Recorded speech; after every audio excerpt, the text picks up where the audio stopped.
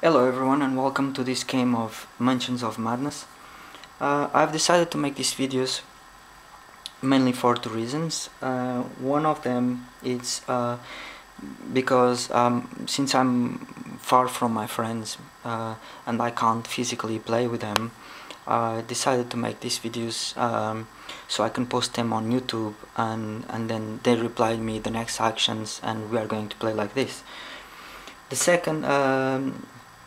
second reason is that I actually sometimes I have fun like watching other people's video on games that I know, and they are not exactly explaining the game, they are more running the game, and I have some fun like checking how people do their problems, how they solve them and this kind of things. So it's fun, and if you are in this situation and you want to watch this and have some fun and post the comments and make some suggestions, feel free to do so. On the other side, if you have this game and you have not played this scenario yet, I strongly suggest you not to watch it, because this is not a video to explain you how to play the game. It's more like I'm going to play it and I'm not going to be very worried to explain all the rules to you. I will explain some of the rules along with the game when I play it. When things will happen, I will explain the rules, but it's not my priority here. Okay, so this friend of mine told me that he wants to play with these two characters. One of them is Ask and Pete, as you can see here, and the other one is Kate Winthrop. Okay. Ask and Pete is going to play with, let me see if I can zoom it so you can see it. One of them is, it's Duke, is the dog, and the other one from Kate is, I don't think you can see it, it's the Flux stabilizer. Okay. I'm going to take pictures of these and use my Facebook account, my Facebook page,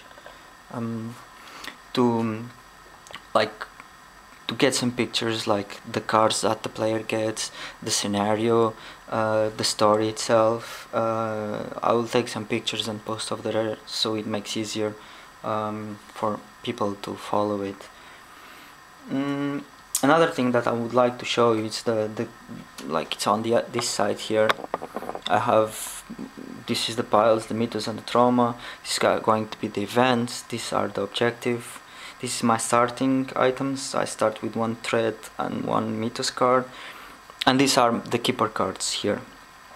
And I would like to show you like the cards that I'm going to play with. Let me just zoom again. Okay, so I'm going to play with this command minion, and with an action, move a monster up to 2 spaces. You may only use this card once per encounter each game round, and it costs me 1 threat. The other one is the Evil Presence. It costs me as well 1 threat. Draw 1 mythos card and 1 trauma card. Okay, if this was your first action this game round, you may end your action step to gain 1 threat. Then I have the Maniac Attack, which costs me 4 threat. And if no Maniacs are in play, choose a lone investigator. Place 1 Maniac in his space. Otherwise, fully heal a Maniac. If he does not have a sample, move him to any space. Okay. Then take sample, 1 threat as well. Action, choose as an action, once per turn, choose a monster in an investigator space. Place 1 sample token on the monster and then move 1 space. If the monster is in an altar, he gets 5 threat. The keeper, which is me. The other one is the Uncontrollable Urges, which costs me 2 threat. And with an action, choose an investigator. You may then move him to an adjacent. Whoop, sorry here. choose an investigator. You may then move him to an adjacent space or force him to resolve an action from one of his spells, equipment, artifact, or tome cards. You make all required choices, blah blah blah, and this card can only be used on each investigator each turn once. Okay. Zoom out. So those that decided to follow this, if you want to make some suggestions, like I said, of investigators' move or their actions, just post it on my Facebook page, which is called Nyarlathotep's Message. And I'm going to read the prologue of The Fall of the House Lynch, which is the name of this story, which is the first story of the Mansions of Madness box. So, light rain falls on your face as you exit your car in front of the estate. The house is huge, unkept, and shrouded in eerie silence as you approach. You rap on the door, and there is no response.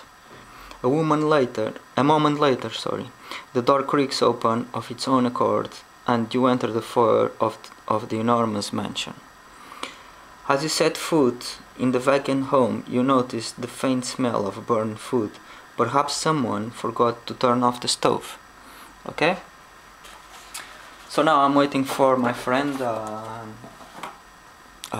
reply to move his characters, and we start with this game. I hope you have fun, and if you have any questions, any doubts, just step by my Facebook page, Nyarlathotep's Message, and drop a message to me. Thank you very much, and have fun.